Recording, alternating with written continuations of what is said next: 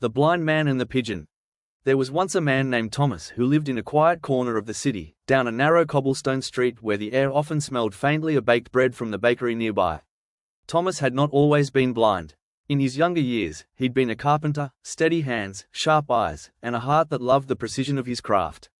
But an accident in his workshop had taken his sight, and with it, the world as he had known it. Life after that became quieter, smaller. He no longer worked with wood, no longer wandered through parks or watched the seasons change. Instead, his days were mostly filled with the sounds of the world around him, footsteps on the pavement, the chatter of neighbors, and the occasional hum of a far-off bus. Thomas had grown used to solitude. He told himself he preferred it that way. People meant pity, and pity was something he could not bear. So, most mornings, he sat alone by his open window, feeling the warmth of the sun on his face and listening to life pass by. It was on one of those mornings that he first heard it, the faint flutter of wings, followed by a soft coo. At first, Thomas thought it was just another city pigeon. But the sound came again the next day, and the day after that. Always the same, the soft landing on the sill, the quiet coo, and the faint scrape of tiny claws against wood. One morning, curiosity got the better of him. "Hello there," he said into the air. To his surprise, the bird didn't fly away. He reached out slowly, and instead of retreating, the pigeon stayed. His fingers brushed soft feathers, warm and trembling beneath his touch. From that day on, the pigeon came every morning. Thomas began leaving out crumbs of bread, not much, but enough to say, "You are welcome here." The bird would peck gently at his fingers, and in time, Thomas learned to recognize the feel of its presence, its weight, its warmth, even the subtle change in the air when it was near. Weeks passed, and a kind of friendship bloomed between them. Thomas started talking to the pigeon, not expecting an answer but finding comfort in the act. He spoke of his memories, the smell of sawdust in his workshop, the golden light of autumn afternoons, the way the river sparkled in the sun. The pigeon, silent but attentive, became his audience. One afternoon, when rain drummed softly on the roof, Thomas told the pigeon something he hadn't told anyone in years. "I used to be more," he confessed. "Now, I'm just a man in a chair, in a room, with nothing left to give." The pigeon, as always, made no reply. But it shifted closer, brushing its feathers against his hand. And somehow, in that quiet moment, Thomas felt understood. The next morning, something unusual happened. The pigeon arrived carrying something in its beak, a small, smooth pebble.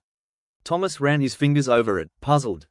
"Well, what's this? A gift?" he chuckled. The day after, it brought him a tiny twig. Then a dried leaf. Each day, a new little treasure appeared, nothing valuable, but each chosen, it seemed, with care. It struck Thomas one morning, as he held a fragile feather the pigeon had left behind, that the bird was doing for him exactly what he had done for it, showing up. Offering something, however small, to say, "You matter." Months turned into seasons. Word of the blind man and his pigeon began to spread through the neighborhood. Children sometimes came to watch the bird's daily visit.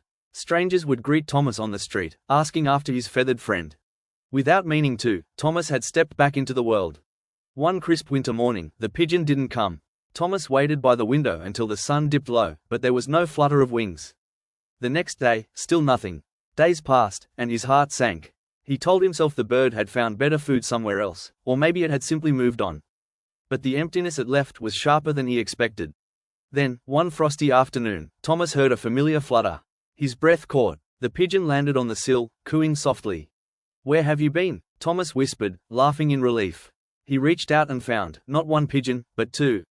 The new one was smaller, its feathers silky and soft. The old pigeon had brought a friend. And that was when Thomas realized something. He had thought the pigeon had needed him. But perhaps all along, it had been the other way around. From then on, the visits continued, now with two sets of wings. And Thomas no longer thought of himself as just a man in a chair. He was a friend, a listener, and, if only to a pair of pigeons, someone worth coming back to. Years later, when people asked about the happiest moments of his life, Thomas always smiled and said, "It began with a pigeon." Moral: even the smallest bonds can bring the greatest light into our lives. Kindness, whether given or received, has the power to pull us out of darkness and remind us that we still matter.